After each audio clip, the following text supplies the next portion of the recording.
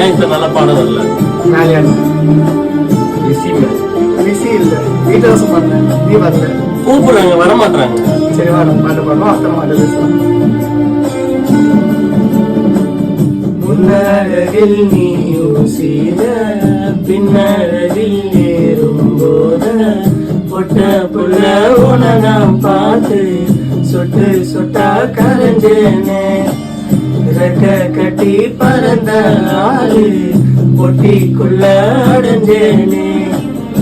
ஆத்தாடி நீதான் அழுக்கடையாத பால்நுர சேத்தோட வாழ்ந்தோம் கரப்படியாத தாமர பூக்குற என தாக்குற அம்மாடியும் அழகு சமது உன்னை கண்டா